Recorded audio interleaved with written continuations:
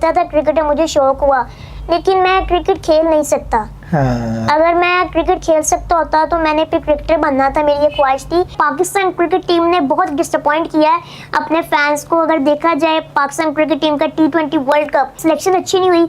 जिन players को chance मिलना चाहिए था उनको चांस नहीं मिला, और जो प्लेयर्स फॉर्म में थे उनको लेके नहीं गए, और जो आउट ऑफ फॉर्म थे उनकी तरफ ज्यादा तवज्जो दी। शहीनशाह अफरीदी बहुत अरसे से जो है ना वो लगातार क्रिकेट खेलते आ रहे हैं। एक प्लेयर को मेंटली रेस्ट चाहिए होता है, जैसे बाबर आजम को रेस्ट करवाया गया, शहीनशाह अफरीदी को रेस्ट करवाया गया है। नसीम शाह की फिटनेस अच्छी नहीं नजर आ रही, उनको अपनी फिटनेस को इम्प्रूव करना चाहिए। अब वो रिदम में नजर नहीं आ रहे, तो जब एक प्लेयर रिदम में नहीं होता तो अच्छी चीज ये होती है, मैनेजमेंट को ये करना चाहिए कि उसको रेस्ट पे भेज दें और नए लड़कों को ट्राई करें।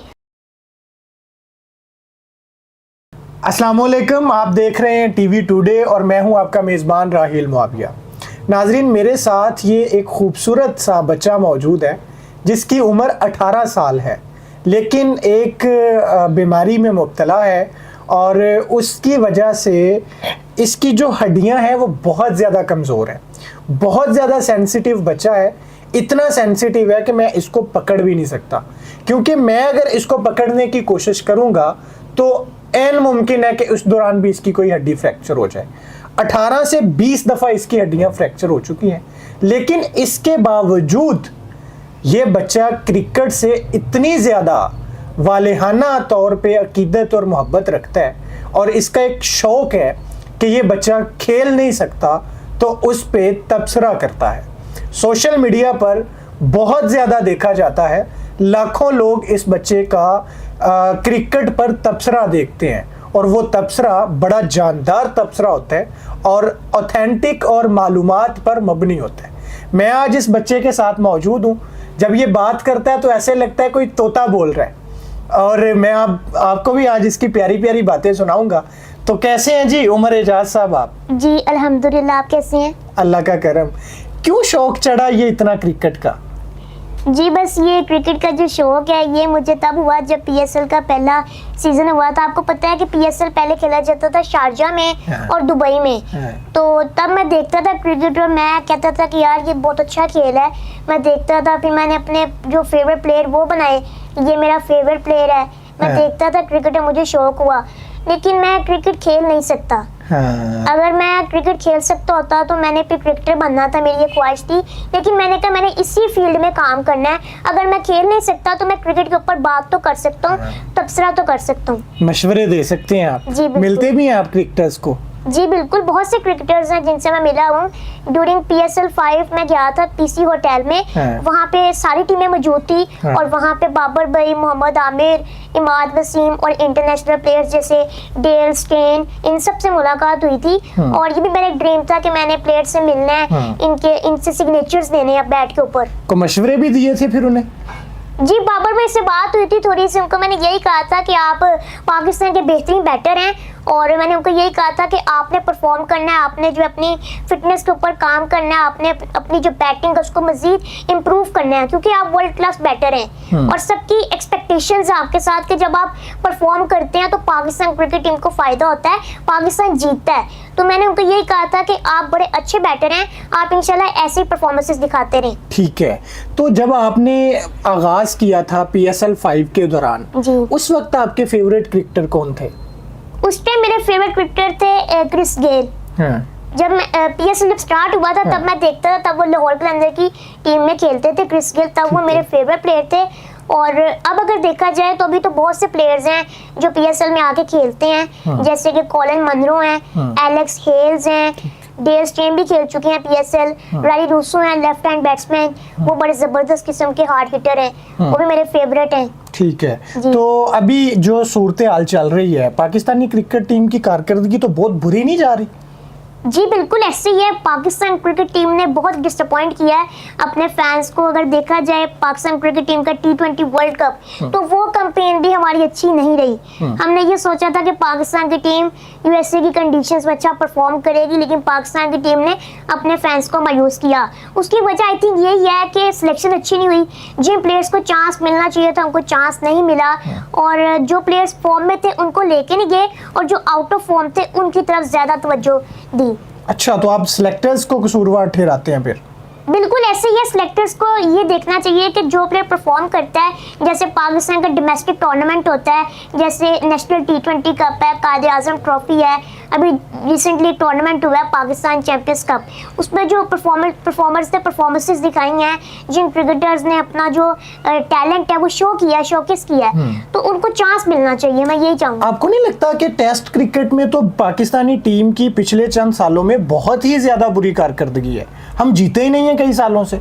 जी बिल्कुल ऐसे ही है, और ये वजह उसकी यही है कि हम जो है अपने घर में हार जाते हैं। अब तो ये है कि दूसरी टीमें आके हमें जो है शिकस्त दे के जाती हैं, तो ये अच्छी चीज़ नहीं है। मैं यही कहूँगा कि अच्छी टीम बनानी चाहिए पाकिस्तान की, और पिचेस का म्यार बेहतर करना चाहिए। पाकिस्तान की बड़ी रिच हिस्ट्री है, बहुत से नामवर खिलाड़ी हैं जो बहुत जिनकी बड़ी बड़ी परफॉर्मेंसेज है, जिनके रिकॉर्ड हैं, लेकिन अब जो टीम है इस टाइम वो बड़ा डिसअपॉइंट कर रही है। उसमें कौन लगता है कि ये फालतू है, इसको तो निकाल फेंकना चाहिए बाहर? देखिए, फालतू तो कोई भी प्लेयर नहीं होता, वो ये होता है कि कुछ प्लेयर्स होते हैं जिनकी फॉर्म लगी होती है, और कुछ प्लेयर होते हैं वो आउट ऑफ फॉर्म होते हैं। जैसे कि अब बाबर आजम को ड्रॉप किया गया, उनको रेस्ट करवाया गया, ये अच्छी चीज़ है, अच्छा डिसीजन। आपने देखा है कि अब पाकिस्तान इंग्लैंड का दूसरा टेस्ट मैच खेला जा रहा है, आज डे 1 है, और कामरान गुलाम ने सबको बता दिया कि भाई डोमेस्टिक क्रिकेट को रिस्पेक्ट दें। कामरान गुलाम ने बड़ी ज़बरदस्त बैटिंग की है, उनकी बैटिंग में एक्सपीरियंस नज़र आया है, उन्होंने सबको अपनी बैटिंग से मुतासिर किया है, यानी कि डेब्यू में उन्होंने परफॉर्म किया है, सेंचुरी कर दी। जी बिल्कुल, ड्रीम डेब्यू कामरान गुलाम के लिए, और उनके लिए बहुत बड़ा मोमेंट है, क्योंकि उन्होंने बहुत कंसिस्टेंसी के साथ परफॉर्मेंसेस दिखाई हैं डोमेस्टिक में। आई थिंक 4 साल उनको इन्होंने नहीं खिलाया, उनको बेंच पे बिठा के रखा है, और ऐसे कई प्लेयर्स हैं जो अपनी बारी का इंतजार करते हैं, लेकिन उनको नजरअंदाज कर दिया जाता है। आपको क्या लगता है कि ये नए लोगों को मौका ना मिलना कहीं सिफारिश की वजह से या कहीं ऐसी वजह से तो नहीं है, बेचारे पीछे रह जाते? जी बिल्कुल ऐसे ही है, ऐसे बहुत से यंगस्टर्स हैं जो परफॉर्मेंसेस दिखाते हैं, मेहनत करते हैं, लेकिन उनको जो है वो अपॉर्चुनिटी नहीं मिलती। जैसे अब कामरान गुलाम को अपॉर्चुनिटी मिली, उन्होंने अवेल की, उन्होंने परफॉर्म किया है, डिलीवर किया है, उनकी बैटिंग में नजर आया कि यार he is a talented batsman, potential नजर आया है, उनकी जो शॉर्ट रेंज है वो लाजवाब है, सॉलिड किस्म के बैट्समैन है। और मैं यही कहूँगा कि ये बड़ा अच्छा फैसला किया कि बाबर आजम को रेस्ट करवाया गया। No doubt Babar Azam best batter हैं, अच्छे बैटर हैं, मैं ये नहीं कहता कि बाबर आजम अच्छे बैटर नहीं है। इस टाइम बाबर आजम की जो फॉर्म है ना वो उनका साथ नहीं दे, यानी वो आउट ऑफ फॉर्म है। जी आउट ऑफ फॉर्म है। ठीक है। अच्छा, आपको क्या लगता है कि ये ना सीरीज के दौरान ही बड़ी चेंजिंग्स की गई हैं? कुछ लोगों को ड्रॉप किया गया है, कुछ लोगों को ऐड किया गया है, तो ये एक का तो आपने बता दिया कामरान का, बाकी लोगों का क्या है, वो अच्छे साबित होंगे? जी बहुत उम्मीदें हैं जाहिर महमूद के साथ, और मेहराब मुमताज़, ये जो प्लेयर्स हैं, साजिद खान, इनको होना चाहिए और इनको चांस मिला है। शहीनशाह अफरीदी बहुत अरसे से जो है ना वो लगातार क्रिकेट खेलते आ रहे हैं। एक प्लेयर को मेंटली रेस्ट चाहिए होता है, जैसे बाबर आजम को रेस्ट करवाया गया है, शहीनशाह अफरीदी को रेस्ट करवाया गया है। नसीम शाह की फिटनेस अच्छी नहीं नजर आ रही, उनको अपनी फिटनेस को इम्प्रूव करना चाहिए। आपने देखा कि शहीनशाह अफरीदी पहले पाकिस्तान के विकेट टेकर थे बेहतरीन, लेकिन अब वो रिदम में नजर नहीं आ रहे। तो जब एक प्लेयर रिदम में नहीं होता तो अच्छी चीज ये होती है, मैनेजमेंट को ये करना चाहिए कि उसको रेस्ट पे भेज दें और नए लड़कों को ट्राई करें। और अच्छी टीमें वही होती हैं जो होम कंडीशंस में अपनी बेंच स्ट्रेंथ को आजमाते हैं। अच्छा, शाहीन शाह की बात हो रही है तो मुझे लगता है बहुत ज़्यादा लोग ना जो उन पे तनकीद करते हैं वो कहते हैं कि इसको ना शाहिद अफरीदी की वजह से बहुत ज़्यादा फेवर मिलती है, अफरीदी की सिफारिश है इसके पीछे, शाहिद अफरीदी की। आपको कुछ लगता है कि शाहीन शाह के पीछे उनके ससुर शाहिद अफरीदी की कोई सिफारिश है? जी बिल्कुल ऐसी कोई बात नहीं है, हर बंदे का अपना पॉइंट ऑफ व्यू है। शाहिद अफरीदी भी हमारे लेजेंड हैं, उन्होंने भी बड़ी परफॉर्मेंसेस दिखाई हैं पाकिस्तान के लिए, बूम बूम के नाम से वो जाने जाते हैं। शहीनशाह अफरीदी जब आए थे उन्होंने परफॉर्म किया तो उनके फैंस बने, उन्होंने परफॉर्मेंसेस दिखाई, वो जाने चाहते थे। शाहिद अफरीदी से उनका रिश्ता तो अभी जुड़ा है ना? जी बिल्कुल, और वो जाने चाहते थे कि यार ये बॉलर आपको पहले ओवर में विकेट लेके देगा, और जब वो बॉलिंग करने के लिए आते थे तो बैटर्स की टांगे काम जाती थी। लेकिन वो बात यह है कि वो लगातार क्रिकेट खेलते आ रहे हैं जिसकी वजह से अब वो रिदम में नहीं है, उन्हें रेस्ट चाहिए। जी रेस्ट चाहिए उनको। ठीक है, तो आप मुझे ये भी बताएं कि जो चेयरमैन पीसीबी हैं, आपको क्या लगता है कि एक शख्स जिसका ताल्लुक ही नहीं है क्रिकेट से, उसने कभी क्रिकेट खेली नहीं है और उसका कोई एक्सपीरियंस नहीं है, ऐसे लोगों को चेयरमैन बना देना कोई मुनासिब बात है?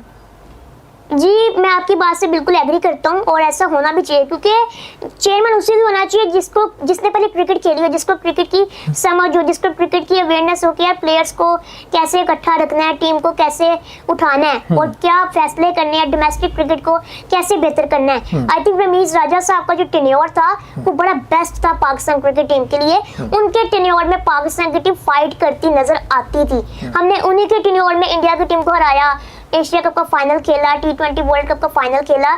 तो मैं यही कहूंगा कि जो भी चेयरमैन आए अच्छे काम करे और डोमेस्टिक क्रिकेट को तरजीह दे। बहुत शुक्रिया आपका। आपने देखा नाजरीन कि मैंने आपको कहा था कि तोते की तरह माशाल्लाह ये बच्चा बोलता है, मुझे बड़ा प्यारा लगता है और आपने इसकी बातें सुनी। और सबसे बड़ी बात कि हर चीज़ जो है वो लॉजिक के साथ और जो है वो बग़ैर किसी इधर उधर की लगाने के और एक अफरात या तफरीत का शिकार होने के बाद जो है ना बग़ैर बात करना बड़ा मुश्किल होता है। लेकिन इस बच्चे में माशाल्लाह ये काबिलियत है और मैं आपसे चाहूँगा कि आप दुआ करें अल्लाह रब्बुल इज़्ज़त की ज़ात इस बच्चे को जल्द अज जल्द सेहतयाब करे और अल्लाह के जो ख़जाने हैं उसमें कुछ भी नामुमकिन नहीं है। ऐन मुमकिन है कि अगर अल्लाह चाहे तो ये बच्चा जो है वो मुकम्मल तौर पर फिट हो और अल्लाह रब्बुल इज़्ज़त की ज़ात के करम और फजल से हमें ये बच्चा खेलता नज़र आए। मुझे दीजिए इजाज़त, अल्लाह हाफ़िज़।